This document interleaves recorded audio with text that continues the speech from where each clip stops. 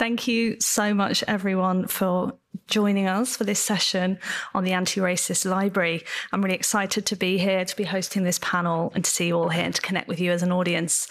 I am Rachel Crooks. I am an Associate Director at SAGE. I lead a team who make online courses to support students and researchers with research projects. We have 5 questions for our panel today, and we have portioned off 15 minutes for discussion, so we can hear from you if you would like to share. I'm going to ask everyone to briefly introduce themselves, and then I will give a brief word on some definitions for today. So over to my lovely panelists to introduce themselves. Hannah, would you go first? Sure. My name is Hannah Park. I'm the Education Librarian and Diversity Alliance Residency Coordinator at American University in Washington, D.C. In a former life, I was a high school English teacher in the Chicago Public Schools. I taught junior high English in the Paris, France region. I also taught college writing before switching gears and changing careers and becoming an academic librarian. It's great to see you all. I can go ahead. My name is Shane Roopnarayan. So I'm a subject librarian at the University of Central Florida in Orlando. I have my MLS from Florida State University, also a Master's of Arts in Instructional Design and Technology from UCF as well, undergrad from UCF as well.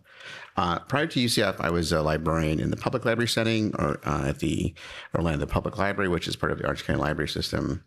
An active member of the Florida Library Association, our state chapter of ALA, and I'm a past president of FLA as well, 22 to 23. Thanks, Shane. My name is Anita Coleman. How many of you have had 3-hour professor monologues? That used to be me. So I'm delighted to be, so you know now why they went first. You're warned. I'm delighted to be here. I bring you greetings from Orange County, Southern California, where I live, and from Louisville, Kentucky, where I'm visiting my family. I am the author of Infophilia, a weekly reader-supported Substack. How many of you have heard of Substack? Great. Whoa, yes. My essay on knowledge resistance, which I wrote in April, became very popular this weekend. But anyway, sidetrack. My PhD is from the University of Illinois, Urbana-Champaign. So I bring you greetings from the University of Illinois, Urbana-Champaign, too, where I am an adjunct lecturer. My master's is from Library and Information Sciences from the University of Madras, India. How many of you have heard of Ranganathan? Yes, so greetings. So he founded that department. And I received a 2007 Shaker Award and left the profession thinking, wow, I made it to the top, now I can leave. And guess what? I've been coming back. So I will be drawing both from challenging as well as very rewarding experiences. I mean, if somebody's coming back 3 times, there's something there, right? So thank you for having us, and thank you to Rachel for inviting me to be a part of this panel. Thank you, everyone. So before we dive into questions, I want to start with the definition of anti-racism that we agreed on as a panel for today. So the term anti-racism is not always well understood, and it is definitely under-researched. You'll see examples of it in scholarly works from Angela Davis from the early 80s, and it was a term that primarily emerged in the 60s and 70s through members of the Black Panther Party. So today we want to acknowledge before we start that anti-racism is not a single thing, nor is it a single act. It is not about particular groups or people or individuals, nor is it about diversity or representation. For libraries, it's not about acquiring certain resources. It takes many, many forms.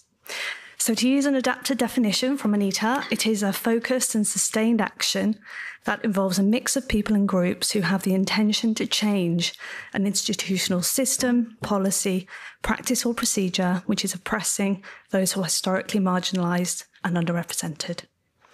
The framework for today has 4 strands: anti-racist pedagogies, inclusive scholarship, library services, and library management. And these are all really big topics. We've set ourselves a big challenge, but really today is about sharing ideas, experiences, and tactics. Everyone here is in spirit of curiosity and respect, but I just wanted to acknowledge the vulnerability of today's panelists and everyone here, and ask that you be mindful of that as we proceed. We are only 8 days on from an election result that has left many of us feeling a variety of emotions with many, many questions. So we take part today in that environment. Our panellists may choose to speak up to it, but I also ask if you respect if they choose not to. If you would like to share your thoughts and reactions in the Q&A, please do. But if you would don't want to do that, but you do have thoughts, I have some index cards which are being passed around, and I would warmly encourage you to share any concerns, priorities, or thoughts you have. Place them on the table at the back as you leave, and I'd love it if people stayed to reflect on those together. At the end of the session, I will share some resources that we've curated, and we will also be writing a blog post that will pull out some of the themes from today. If you are willing to have your thoughts from the cards shared, do mark them with an asterisk, and we will synthesize those into the blog post. They can be anonymous. So enough from me. Thank you again, and let's begin. So question 1 is around anti-racist pedagogies. Hannah, I'd like to start with you, if I may. What kinds of anti-racist pedagogies have you been trying yourself within your library instruction? How has it been going? Great. I can talk about Dr. Amara DeCure. She's a faculty member in the School of Education. She's doing fantastic work. And she has a model of anti-racist pedagogy that I try to model also. So she talks about the mindsets and practices that are needed to dismantle racism. And so it's first, humanizing others. That's that first step. Second, incorporating race, racism, and equity. Third, disrupting injustices. And then fourth, finally, social justice. So I try to keep this in mind even in my own instruction. I teach information literacy sessions to School of Education students as well as to writing studies students. And I always try to center my students first in those interactions, taking in their experiences and their backgrounds, really getting to know my students. In the 1 shots or 2 shots that I have, it might be difficult, but I try. I also make an effort to talk about the ACRL framework for information literacy for higher education, but also to try to incorporate discussions of race, racism into that. For example, when talking about the frame scholarship as conversation, I always mention Kenneth Burke. He's a literary critic, and he talks about how research is kind of like going to a party, but you're late, and so you have to figure out who's talking in that party. And so taking that metaphor of the party, I ask, who has been invited to the party? Who has not? What voices have we not heard? So I try to make a really concerted effort to incorporate that into discussions. And finally, I work with doctoral students in our School of Education. They are doing fantastic work. The School of Education really is a model. They're infusing anti-racist pedagogy into the entire curriculum. And the doctoral candidates are actively engaged in trying to find interventions to disrupt injustices in our educational settings. So I work one-on-one with them in research consultations. And what I really appreciate with the doctoral program, it's an EDD, it's practitioner focused. And so the students aren't limited to just scholarly peer-reviewed sources. They can also include practitioner focused research as well as community research, community-based research.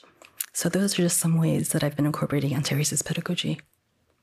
Thank you, Hannah. Shane.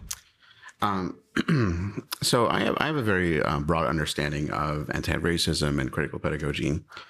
So I would not sort of present myself as a scholar in really either, and I don't use it sort of intentionally in my instructional practice. But of course, I've worked with DEI issues in my university and through my work with the association. For example, adhering to accessibility standards, looking at how to make online learning more sort of accessible to those with different visual, auditory needs, and trying to engage learners in different ways. But my subject areas are health sciences, social work, and athletic training at the moment. My students are generally interested, and Orlando is a very diverse place. Generally interested in public health, counseling, social work, and some of the work that they do is sort of more related to their own community. So, for example, and I don't want to sort of disclose, too many details about some of the research my students are working on. Many of my, I get a lot of one-on-ones with students who are doing honors in the major, writing a thesis. So, for example, HIV amongst gay men and non-white communities, issues that also address sort of traditionally underserved communities, and these are things that are very close to them, and so they are very interested in working on these issues to bring change to their own spaces. But overall, a lot of my work is more in the general DEIA, so diversity, equity, inclusion, and accessibility, sort of at an advocacy level, and then in very general ways. Thank you. Anita. So I'm here in Charleston also to honor Cynthia Hurd, the librarian who said libraries are always inclusive.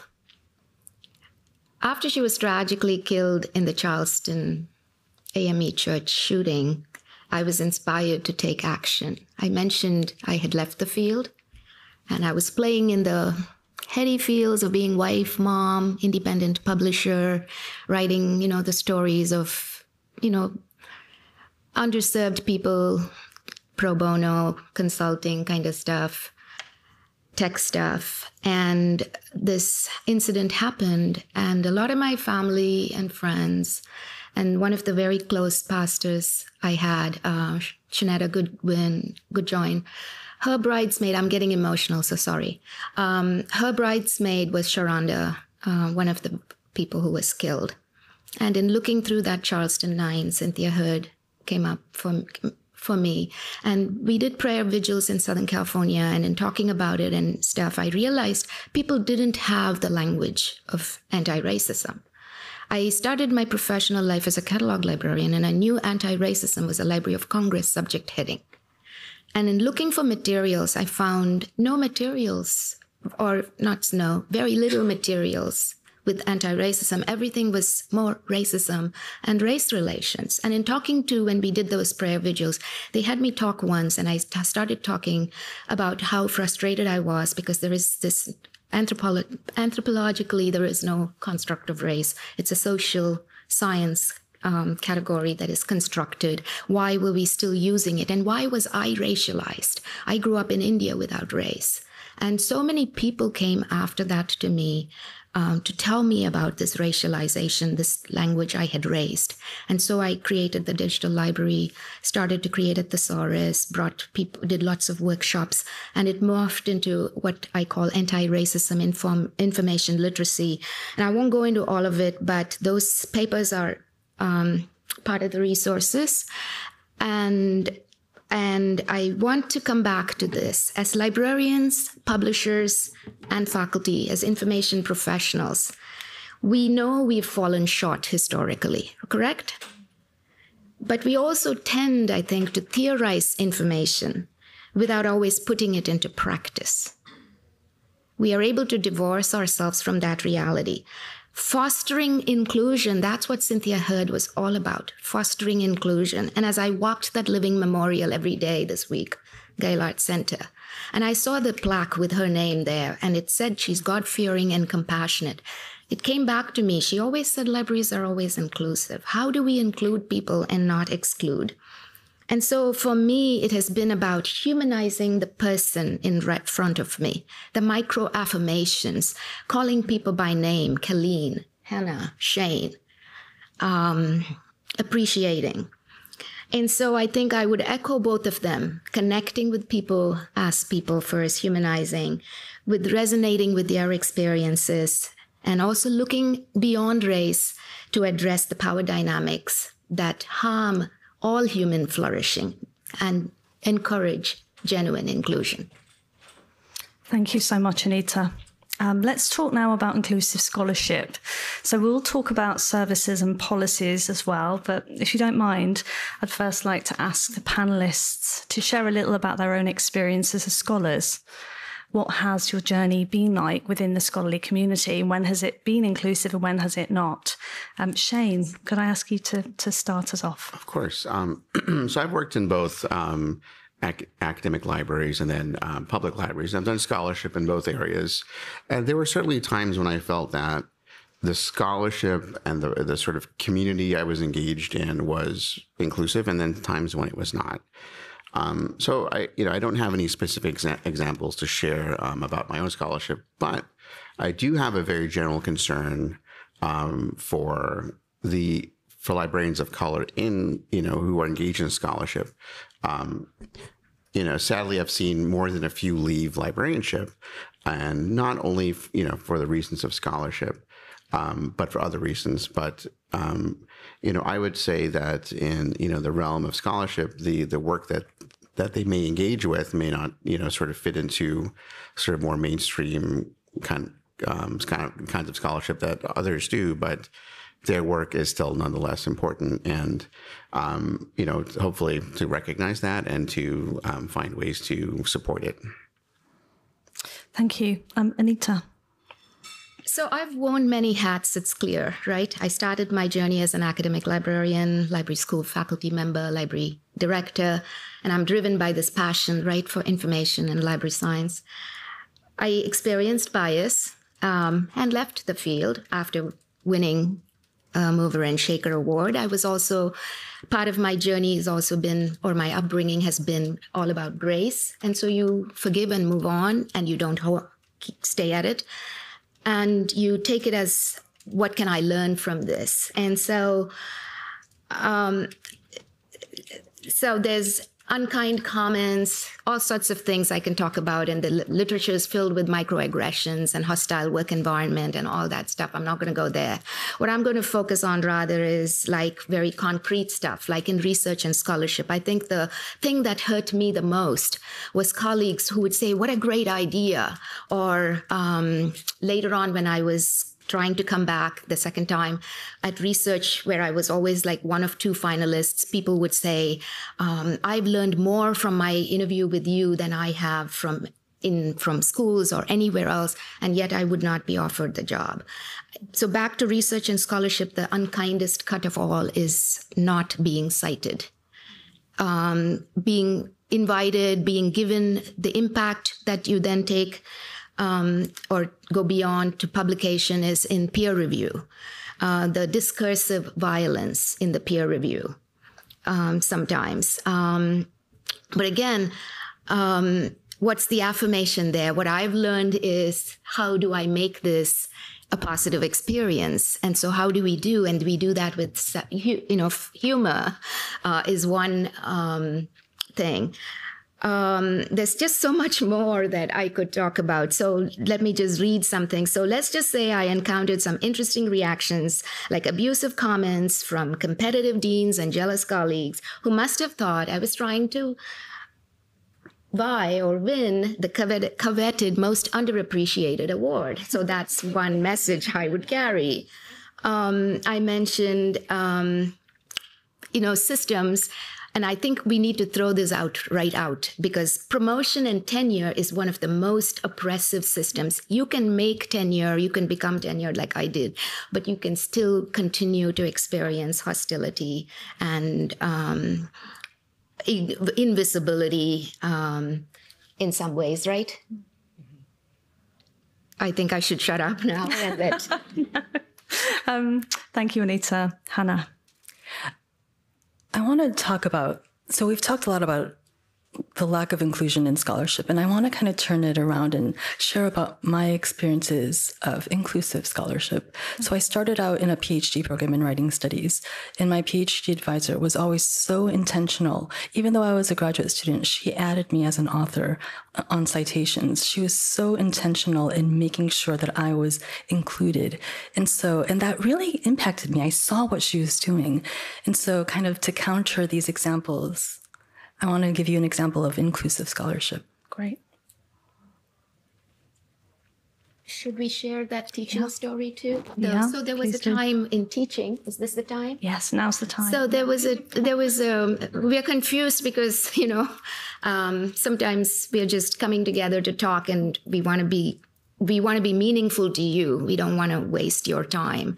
So in teaching, the very first time I taught, students went and complained. I tend to teach organization of information. How many of you love cataloging metadata? Well, it's a required course and everybody hates it. And no, okay, thank you so much. Yes, not everybody. If there's, yes. So some people hate it. I also taught, so this my very first time, though, I was teaching systems analysis. I had actually implemented systems in California, you know, these broad, across the state, 12 campus systems. And so they had me teach library automation, and most of the students were men, but there were a few women, and apparently they went and complained to the dean. And you know what that dean did? She took me out to lunch. And subsequently, I had other deans. You know what they would do? They would write me up. I was the one creating whatever environments. They would never even ask me what I was, what it was all about.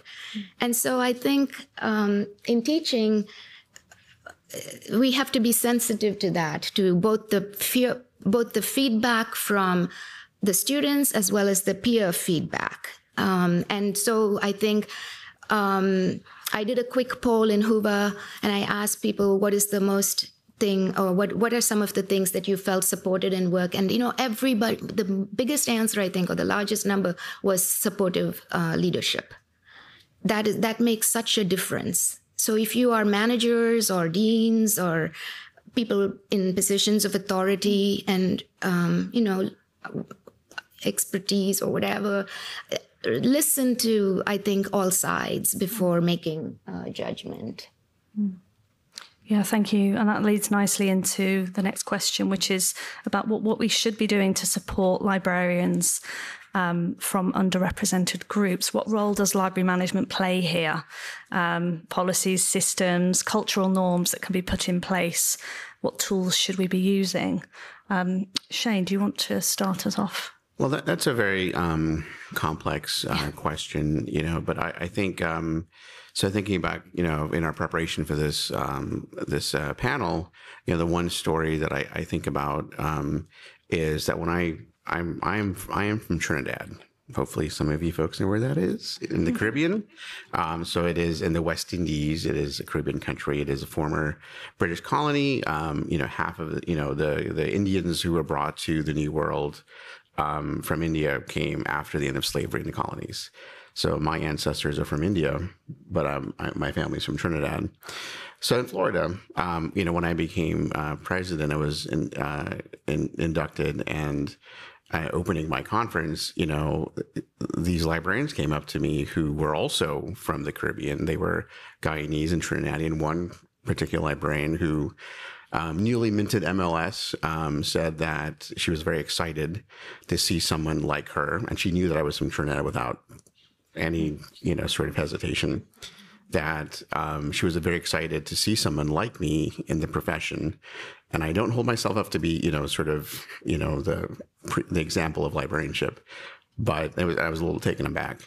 And she said she told her parents that there's someone who looks like me up at the front leading this conference. So it was very exciting. And then, we have sort of coalesced a small group of us who we kind of see regularly over several conferences who are from the Caribbean.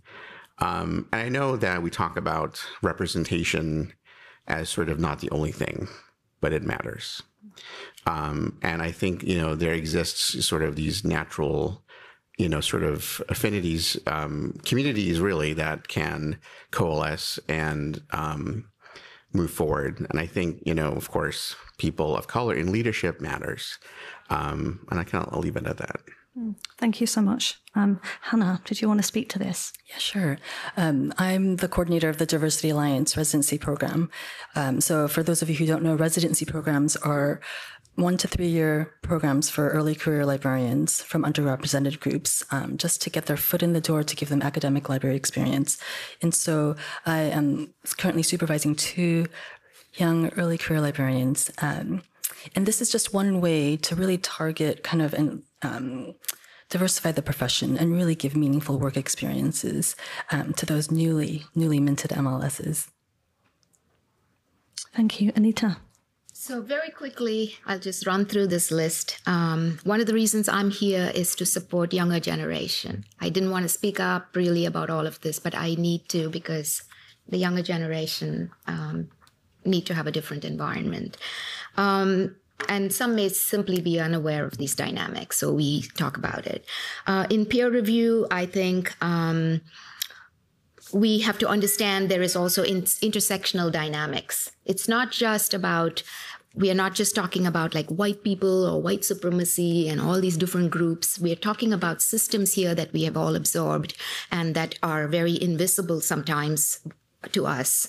And in publication, copyright retention, a story, I got a book publishing contract. My colleague was also at the same time going through it. She got offered the right to retain copyright automatically, whereas I had to argue and push for it. So things like that. And I've just said the teaching story, the speaking opportunities so many times.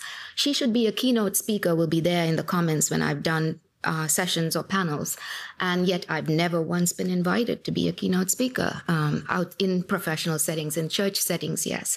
Interdisciplinary collaboration, people will talk a lot about that, but then again, you'll be there, they'll take your ideas, and then the recognition isn't there. Culture, I think becoming aware of information cultures. There are definitely knowledge cultures, epistemic cultures, where we privilege Western classical knowledge, Western knowledge, and we do too, all of us here too, because that's what we are all trained on. So becoming aware of that. And Rachel has, I know, some great resources, right? Mm-hmm. Yes, so there's a QR code on the screen. Please feel free to take that and disseminate those resources. Can I just check, have the cards gone round? Rachel, could you put those, send them around, please, so people have them? Thank you. Yeah, so I was going to speak briefly to sort of what publishers can and should be doing to support more inclusive scholarship. So I can speak to what SAGE is doing with a few examples. So SAGE, as you hopefully know, has a long history of publishing textbooks, journals, training materials for teachers, digital library resources. And there is an undercurrent of social justice to all the work that we do. We are an independent company, which means that SAGE is now in trust and it can never be bought or sold or taken over, which gives us a real unique freedom to create resources for teaching, for research that really drive a more equitable academic future, we hope. It means we can invest in lasting relationships and partnerships. So in terms of the things that we publish, you know, there's the things we choose to publish and invest in, who we partner with, and how we curate. So in terms of the publishing choices we make, we have a huge platform and privilege and resources. So a couple of examples of things we've done recently include a social justice video collection we published earlier this year. That includes over 69 hours of video that explores social justice movements from around the world. It just won a one-of-a-kind Apex Award. And we have our first ever collection of digital content that centres decolonisation of research methods, which has just also come out. It's work we take really seriously. Our editorial teams take very, very seriously and is part of our bigger mission for inclusive scholarship.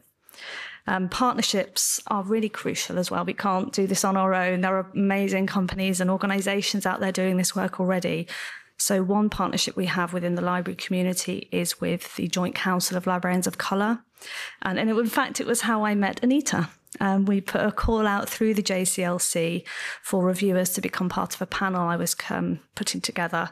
Anita responded and is now part of our team working on equitable and inclusive research practice courses for next year.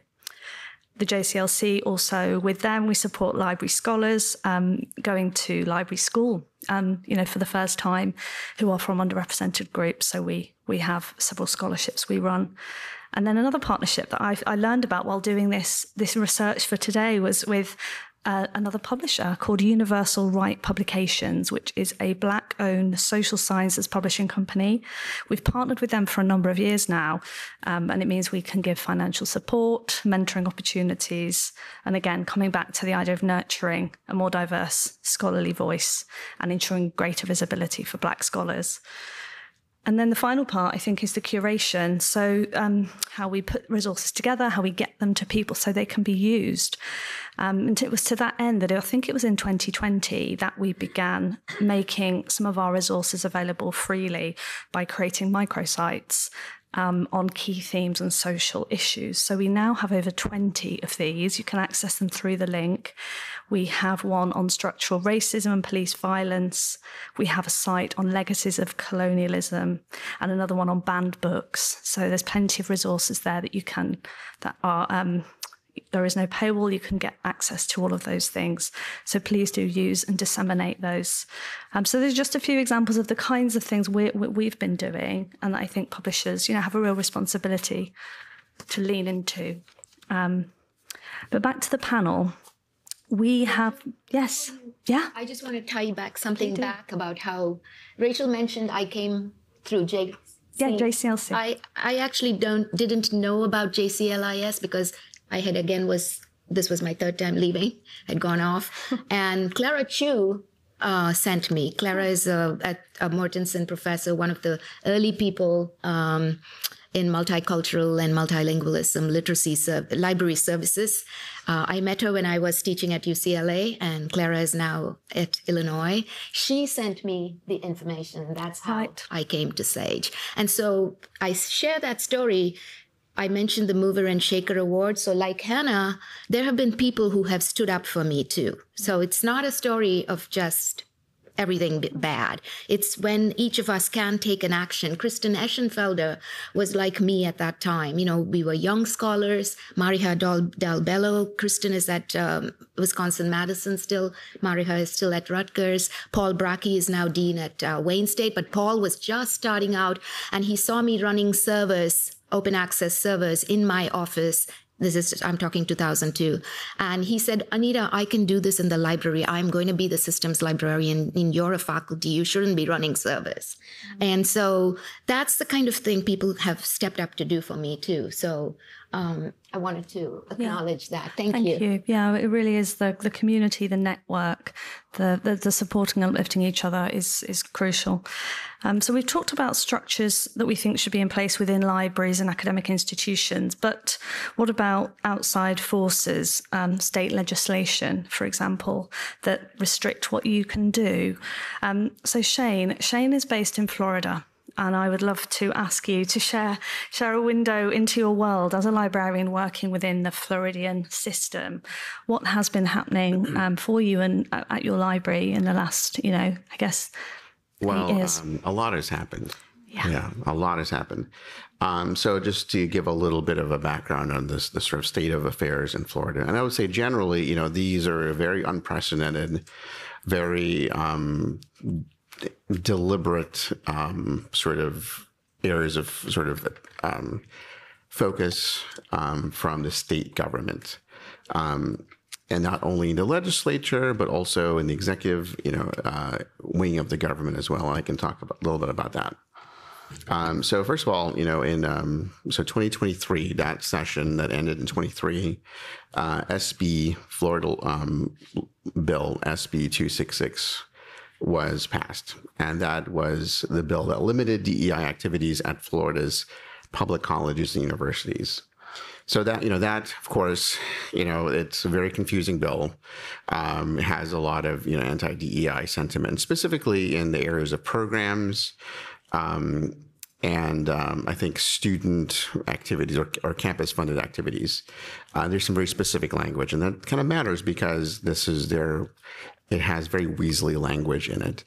So and I'm not in administration at my university, thankfully, or management, but the things I know are from the media, from talking to folks within the Library Association, the State Library Association, which is primarily public, some academic. We also have a chapter of ACRL, and I worked closely with the president of ACRL when I was president of FLA, and so we kept an eye on these issues. And so, of course, this bill is really sort of strange, but what the universities were waiting on it was the regulation. So there's a state regulation through the Board of Governors that sort of dictates how the universities operate. Initially, some universities kind of took it upon themselves. Some really colleges took it upon themselves to sort of do their own sort of interpretation of the law. Most universities took a wait-and-see approach. And there were other things that happened in the state, documented in the media. The state started asking for, lists of DEI programs. They did, in fact, go into our OneDrives, our emails, and pull things without our knowledge. That's documented in the media. So it's not, that's what they did.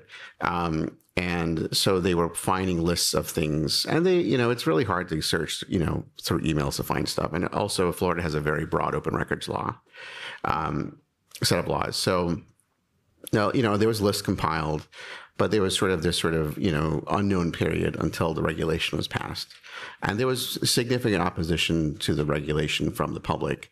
But once that passed, a number of things kind of happened, soon after. And, so at my university, UCF, which is one of the largest universities in the country, 66,000 currently. I think we were behind ASU, Arizona State, for enrollment. So UCF eliminated the vice president for diversity, equity, inclusion. But they did rename the DEI program to the Department of Access and Community Engagement. So it still sort of exists, but it's in a different form. And I think they kind of took the DEI language out of it. Across Florida as well, I think famously or infamously, UF, University of Florida, eliminated its Office of DEI. So it just eliminated that department entirely. However, I think they shifted the money into, and it's noted in the press that they shifted the money, the funding to hiring. So my own suspicion is that they're shifting it to more diverse hiring. So the universities in Florida are sort of playing a game where, well, I shouldn't say play a game, but it is a political game. They are complying with the law, but they're finding ways to achieve the objectives that they once did. And interestingly, I know that my university and others did, in fact, when this law was in session, there was significant opposition. There were changes made. I don't know if this change was made during the amendment process, but there was a carve out for military veterans, because that is a part of the, military veterans are part of DEI. They experience unseen disabilities and some seen disabilities as well. So visible disabilities. So they are very much part of that. And once the DEI sort of rhetoric started, I think the quiet pushback was, but you're also targeting veterans. So if you look at, I think the regulation, some of that was carve out was made for veterans. And again, I'm not a lawyer, and I only dealt with this in an advocacy sense, but that's sort of a summary of things that has happened. The other part of it too is that the state library, the Division of Library Information Services, was received a directive to limit any LSTA funding received by the federal government from the state to the libraries, to the grant-making process in the state, cannot go to any library associations. And so that was sort of not a legislative rule or any kind of process.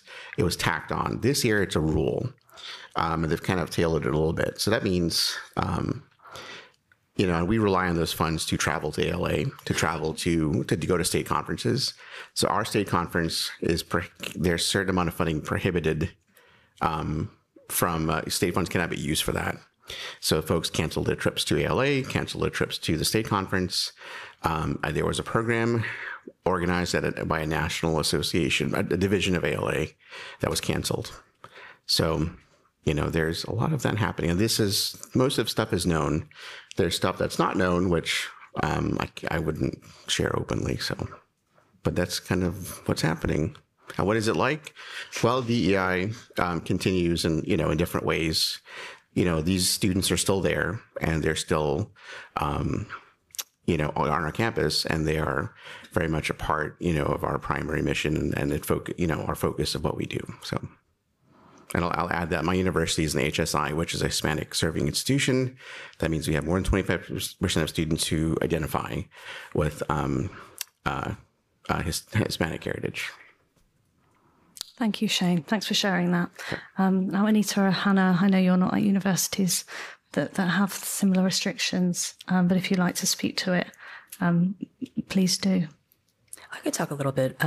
So because manage the Diversity Alliance Residency Coordinator, because I am the Diversity Alliance Residency Coordinator, I'm in contact with other coordinators as well across the country. And I feel fortunate that I am in a private institution in DC because I'm seeing the same kinds of things happening like all across Wisconsin, North Carolina, where especially these diversity residency programs are not being funded. But then again, I am seeing some ways that some of these programs are trying to get around that by like changing the language, but then still doing what they set out to do, right? So there's still ways. I was a co-chair of a committee that created the Anti-Racist Praxis Research Guide. It was jointly created by the Library and Writing Studies Committee. And our intent was to bring together scholarship so that faculty could become fluent in anti-racist scholarship. We put it out into the world, and it is currently the most used research guide that we have. It's been cited in over 35 publications, including the Washington Post magazine. We were kind of shocked by that. But I do, we had very intense conversations. We initially had a feedback form that we put on the guide, but we had to remove it because we would just get hate mail in that feedback form. And then I do remember we had a very intense discussion on if we should link our profiles. So we have our names are attached to this guide, but we chose not to include our faculty profiles because we just didn't want an easy way to be targeted. So again, we've had to make some decisions because of this. Thank you. Very briefly, since I'm here because of the Anti-Racism Digital Library and I got a fund to get that started, that was in 2015, that the initial seed money came from the Presbyterian Church of the USA. That's the denomination to which my church and I belong. But San Jose also gave funding. I have not gotten funding after that. In 2020, right after George Floyd happened, Library of Congress started to permanently archive it, and it looked like I would get more funding, but it fell down through the cracks down the line. And so that is still out there with no funding. When I've approached big ARL libraries, here is a direct quote, libraries cannot talk about anti-racism. So they are very willing to add the Anti-Racism Digital Library into their LibGuides. I've had so many librarians reach out and tell me we've added it to the LibGuide and blah, blah, blah. But nobody will give funding to build that up further or take that thesaurus any further. And so I will leave it at that. Thanks, Anita. I want to leave plenty of time for questions, but finally, anything that the panelists would like to leave everyone with in terms of a final piece of advice for sustaining anti-racist efforts, which is a crucial part of where we're at the moment. Just briefly, over to anyone that would like to comment. Oh, me, yeah. So I think, as an academic librarian, one of the best things I did was get involved with my library association. I started when I was in the public library world. I kind of continued to be involved with my state association. And Florida is lucky in that it has, we have an office. We're used to have 2 full-time employees. We're kind of down to 1.5. In terms of like hours. So, your state library association can be critical in the advocacy process, in terms of sort of sharing your thoughts and perspectives with your state government, with your federal government, and really be on the lookout for with these sort of initiatives happening in your state. In addition to Florida, Texas had similar legislation. I believe Utah did as well. These things can make progress in, sort of unexpected ways, all across the country. So definitely engage in advocacy. And, for example, when ALA, if you are a member, sends out, advocacy alerts, kind of pay attention to those. So I encourage you to sort of, to be engaged, and and not in a, political way, in a sort of a partisan way, but in a lot of the work we do in Florida is very bipartisan. So you can advocate for your, for libraries in a very sort of bipartisan way and a very neutral way. Well, not neutral, but sort of in a way that doesn't that kind of appeals to both sides of the aisle. So I encourage you to do that. I learned a lot about advocacy in my time with FLA. So thank you. So I told you I started out as a high school English teacher in the Chicago public schools. And sometimes it was really demoralizing just to teach with not enough resources for my students, for myself. It was really difficult. But at the end of the day, I knew that, you know, I had my students, I had this class, and I can act, and I had agency within my class. And so I kind of bring that to this situation right now. Sometimes it can feel overwhelming, you know, having these forces larger than yourself kind of acting against your efforts. It can feel very demoralizing, but you still have agency. You can still act, even in small ways. And so ultimately, being anti-racist is humanizing and lifting up the people you come in contact with. And so that's what you can do. Yep. And I think that was beautifully said. And what I'm going to do is read a poem to you that I wrote. Terry, desert, wasteland, sunlight. Little water, poor soil. Nothing survives, nothing grows. Legends tell and books confirm. Yet not ours did, my people. Living on Palmyra. Growing forests, Panaymaram. No allure. Lives 100 years. Over 800 uses. Palmyra ice apples heal. Teri means south in Tamil, and it refers to an inland desert, and it's located in the subcontinent of southern India in the state of Tamil Nadu, where every single part of the Palmyra tree that grows on that red soil is used for centuries. And it's not a beautiful tree, but no part of it is wasted. And many drinks are made from it, many foods too. And the palm leaf has been used for writing media, for Tamil literature, which has its own classical Tamil. And so I'm fascinated by poor soil. I'm fascinated by anti-racism, which originated in anti-Semitism and anti-fascism in Europe and somehow got left behind. I'm fascinated that each one of us can be a voice of agency because we are human. And so I think as I walked yesterday down that memorial Cynthia Hurd, I want to bring it back to her that we started. This woman whom I never knew, right? I never met her. I never talked to her. And yet she's touched my life profoundly, that healing power of forgiveness that those flourishing trees are supposed to remind us of. And how are each one of us going to take that forward? That, I think, is the anti-racist vision, is true inclusion, true belonging for us as one human race. Language matters, ideas matter, each one of us matter, and each one of us can move this forward. Not in small ways. It might seem small to us, but it's going to be really, really big. Thank you so much, Anita. Thank you to the panelists.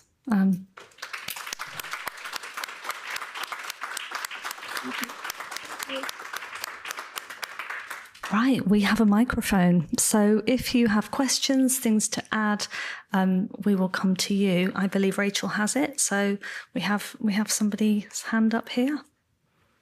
Thank you.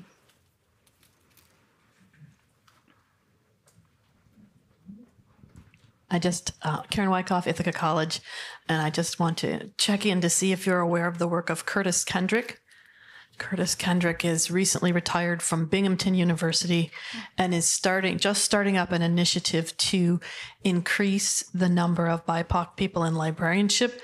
And he says, the approach has been wrong. We've been trying to recruit people instead of trying to change the culture that would attract them in the first place. So he's doing some really great work. I think right now he's sort of in the fundraising stage to get his project off the ground, but forgive me, I can't remember the name of the project, but keep an eye out for Curtis Kendrick. Thank you. Thank you. That's a great recommendation.